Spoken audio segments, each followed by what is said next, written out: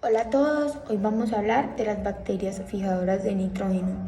El objetivo de esta explicación es describir el proceso de fijación biológica del nitrógeno por bacterias simbióticas, destacando la importancia de esta simbiosis para la nutrición de las plantas y la sostenibilidad de los ecosistemas.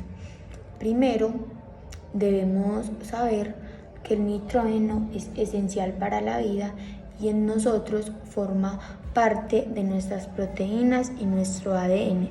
Pero las plantas no pueden usar el nitrógeno que está en el aire, que es de la forma más abundante que lo encontramos.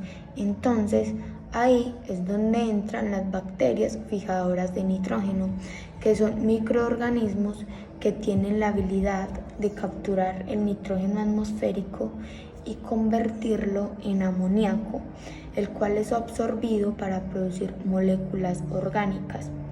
De estas bacterias hay dos grupos principales.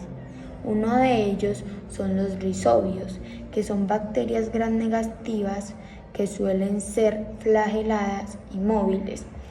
A diferencia de muchas bacterias que pueden fijar el nitrógeno cuando viven libremente, es decir, cuando no viven dentro de una planta hospedadora, la rizobia solo puede fijar el nitrógeno cuando se asocia con una planta que le proporciona carbohidratos y los carbohidratos proporcionan energía para un proceso donde se requieren altas cantidades de energía, tanto ATP como el poder reductor del NADH. Estas bacterias llamadas rizobia solo se asocian con las leguminosas, como el frijol, las lentejas, los garbanzos, la alfalfa, el trébol, etc. Otro tipo de bacterias muy importantes son los actinomicetos, como el género Frankia, que es una bacteria filamentosa que vive en simbiosis con plantas actinorrícicas. ¿Qué quiere decir actinorrícica? En otras palabras, son plantas angiospermas. Y también estas bacterias se asocian con árboles y arbustos. Estas bacterias forman una relación de simbiosis donde las dos especies ganan. Las plantas le dan a las bacterias un lugar donde vivir, protección y alimento, y las bacterias les dan a las plantas el nitrógeno que necesitan.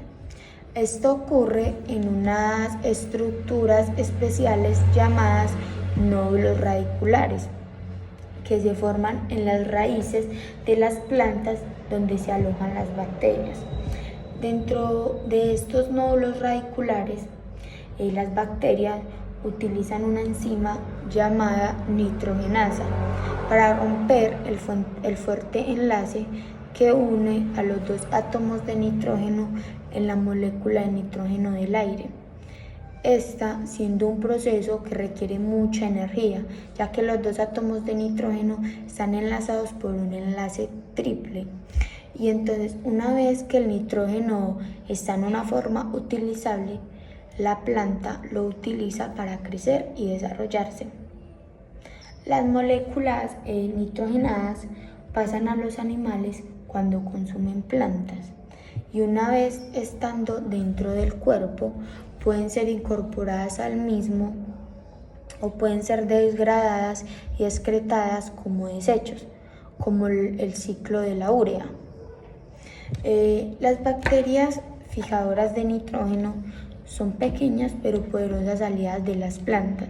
Gracias a ellas, el nitrógeno del aire se convierte en la parte de la cadena alimenticia, sosteniendo la vida de nuestro planeta. En conclusión, decimos que las bacterias fijadoras desempeñan un papel fundamental en el ciclo del nitrógeno, al convertir el nitrógeno atmosférico en forma utilizable para las plantas. Esa capacidad simbiótica es esencial para la agricultura sostenible, ya que reduce la dependencia de fertilizantes químicos y mejora la salud del suelo, contribuyendo a la producción de alimentos y al equilibrio ecológico. Entonces, la primera vez que veas un frijol, una lenteja o un árbol frondoso, recuerda que tras de su crecimiento hay una increíble colaboración entre plantas y bacterias.